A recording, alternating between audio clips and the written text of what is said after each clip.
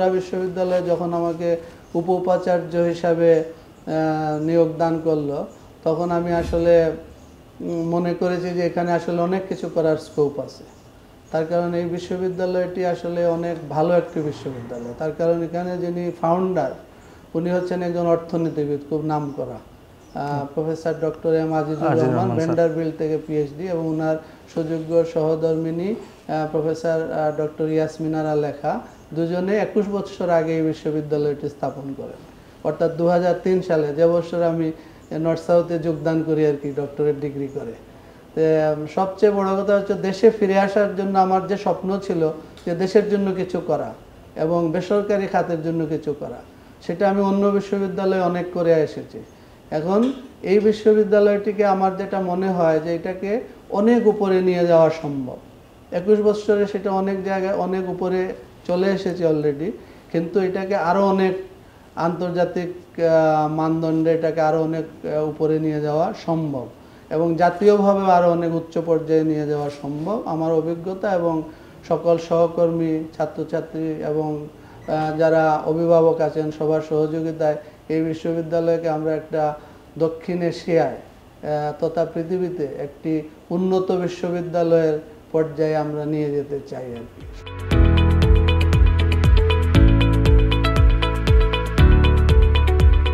সবচেয়ে বড় জিনিস হচ্ছে একটা বিশ্ববিদ্যালয়ের কে পড়ায়, তার কোয়ালিফিকেশন, তার যোগ্যতা এবং মেধা কতদূর, এটা হচ্ছে প্রথম।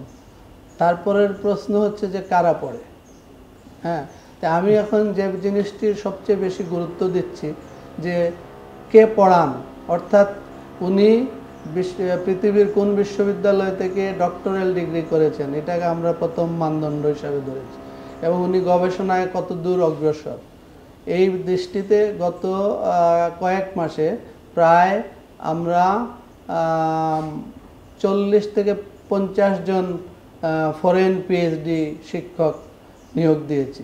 সেটা আমার মনে হয় এই ধরনের 10,500 সাইজের স্টুডেন্ট সাইজের যেসব বিশ্ববিদ্যালয়, প্রাইভেট বিশ্ববিদ্যালয় বাংলাদেশে আছে, আর কেউ গ্যারান্টি দিয়ে বলতে পারবে না যে এত স্বল্প সময়ে এত অধিক সংখ্যক ফরেন পিএইচডিধারী শিক্ষক নিয়োগ হয়েছে।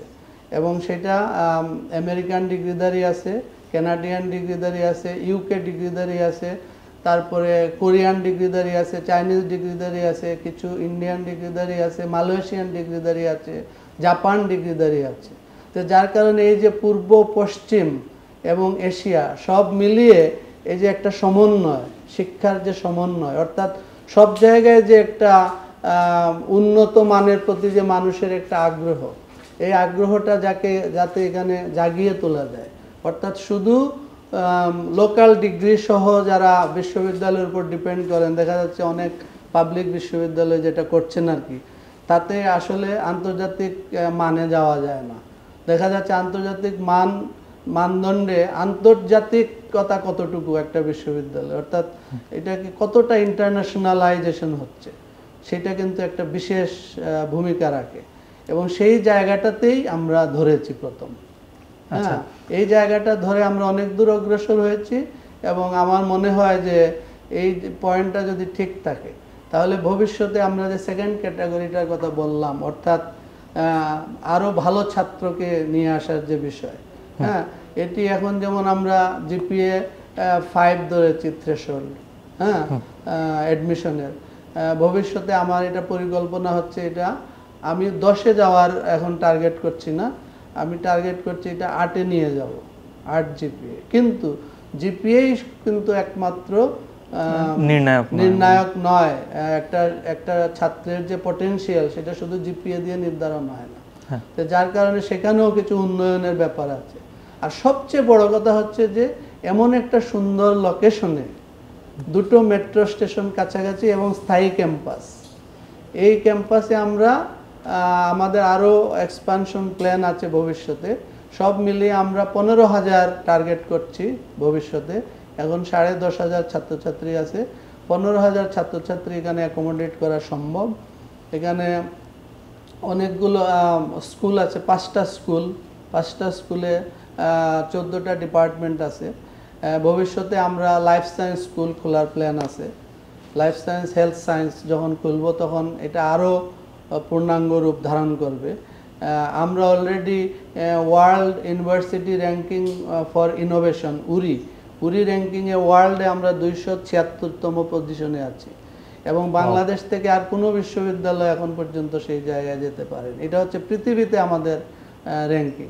এবং এখানে একটা ক্যাটাগরি আছে এই উরি র্যাঙ্কিংয়ের, সেই ক্যাটাগরি বলে স্টুডেন্ট এঙ্গেজমেন্ট। স্টুডেন্ট এঙ্গেজমেন্টে আমরা ওয়ার্ল্ডের মধ্যে 12তম পজিশনে আছি, এবং আমাদের প্ল্যান হচ্ছে আগামী 3-4 বছরের মধ্যে আমরা কিউএস এশিয়া, কিউএস ওয়ার্ল্ড এবং টাইমস হায়ার এডুকেশন র্যাঙ্কিং যেটা আছে সেটাতে আমরা পার্টিসিপেট করব। আমাদের ইন্টারন্যাশনাল র্যাঙ্কিং সেল কাজ করছে।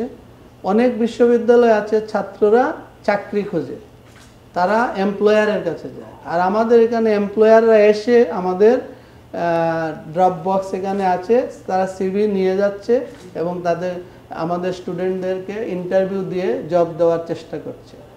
এবং আপনি শুনে আশ্চর্য হবেন, আমাদের এই বিশ্ববিদ্যালয়ের ল গ্রাজুয়েট কিন্তু অলরেডি অ্যাসিস্ট্যান্ট অ্যাটর্নি জেনারেল হয়ে গেছে বাংলাদেশে। মানে এটা মানে ধারণাই করা যায় না, একটা 21 বছরের জাস্ট 21 বছর একটা বিশ্ববিদ্যালয়ের জন্য 21 বছর কিন্তু কিছু না। আর সবচেয়ে বড় যে শক্তি এই বিশ্ববিদ্যালয়ে, এটা হচ্ছে বোর্ডটা খুব শক্তিশালী এবং বোর্ডের মধ্যে ডিভিশন নেই।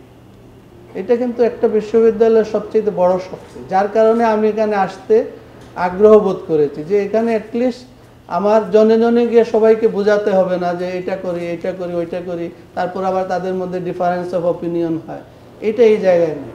এখানে আমি একজন শিক্ষাবিদ, আমি মনে করলাম যে বিশ্ববিদ্যালয়ে ভালোর জন্য, গবেষণা উন্নয়নের জন্য এই কাজটা করা দরকার। বোর্ডকে গিয়ে বললাম, বোর্ড সাথে সাথে অনুমোদন দিয়ে দিল, তাদের মধ্যে কিন্তু কোনো ডিলেমা নেই। এইটা কিন্তু একটা বিশ্ববিদ্যালয়ের সবচেয়ে বড় শক্তি আমি বলবো ম্যাক্রো লেভেল। আর মাইক্রো লেভেলে হচ্ছে টিচারদের যে ডিভোশন এবং কমিটমেন্ট, এই লেভেলটা খুব হাই। এবং আরেকটা হলো যে অ্যাকাউন্টেবিলিটি মানে একজন শিক্ষককে আদৌ ক্লাসে গিয়ে পড়ান না, শুধু গল্প করেন না, দেরিতে ক্লাসে যান আবার তাড়াতাড়ি চলে আসেন, ইরেলিভেন্ট কথাবার্তা বলেন। এই জিনিসটার জন্য ছাত্ররা তাদের পরিচয় গোপন রেখে সেমিস্টার শেষে কনফিডেন্সিয়াল টিচিং ইভ্যালুয়েশন করতে পারে, 5-এর মধ্যে মার্কস দেয় 1, 2, 3, 4। এবং আমাদের এটা হচ্ছে ফুললি ইংলিশ মিডিয়াম। তার মানে স্টুডেন্টরা যখন কর্পোরেট জবে যাবে তাদের ইংলিশ কমিউনিকেশন বা সফট স্কিল নিয়ে কোনো সমস্যা হবে না। প্রচুর প্রেজেন্টেশন দিতে হয় ছাত্রদের।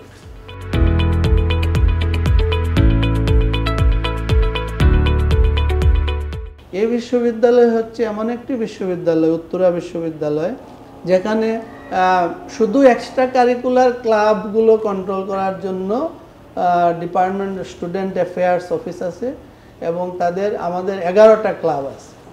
এর মধ্যে স্পোর্টস, সাংস্কৃতিক সংগঠন থেকে শুরু করে এমনকি হেলথ অ্যান্ড হিউম্যানিটিস ক্লাবও আছে, ব্লাড ডোনার্স ক্লাব আছে। তারপরে আপনার থ্যালাসেমিয়া ফাউন্ডেশনের সাথে বিশাল প্রোগ্রাম হলো কিছুদিন আগে। হ্যাঁ, তারপরে বিভিন্ন ধরনের হসপিটালের সাথে আমাদের এমওইউ আছে, প্রচুর আমাদের ছাত্রছাত্রীরা ডিসকাউন্ট পায়, ইভেন অ্যালামনাইরাও ডিসকাউন্ট পায়। তো ওই যে বললেন যে স্টুডেন্ট ইনভলভমেন্ট, এক্সট্রা কারিকুলারের কথা বললাম যে এই যে স্পোর্টস যে কম্পিটিশন হলো কিছুদিন আগে প্রথম আলোর সাথে, এখানে আমাদের স্টুডেন্টরা পার্টিসিপেট করেছে। আমাদের স্টুডেন্টরা খেলাধুলায় খুবই অগ্রসর, তাদের জন্য ওপেন ফিল্ড আমরা রেখেছি, এখানে তারা খেলাধুলা করে, এবং ক্যাম্পাসের সামনে আবার ভিতরে ইনডোর গেমসের পর্যাপ্ত ব্যবস্থা আছে। ভবিষ্যতে আমরা তাদের জন্য জিমনেশিয়ামের চিন্তাভাবনা আছে, জিমনেশিয়াম আমরা ওপেন করব।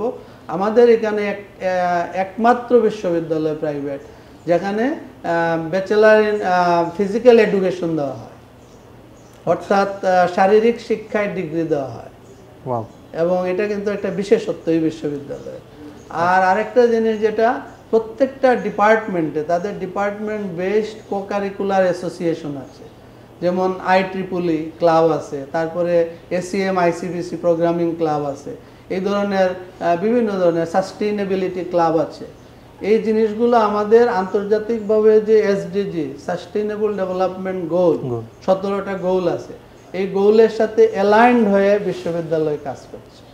তো যার কারণে আমাদের এটা একটা প্ল্যান্ড ওয়েতে আমরা আগাচ্ছি, both curricular and co-curricular and extra curricular, এই তিনটার সমন্বয়।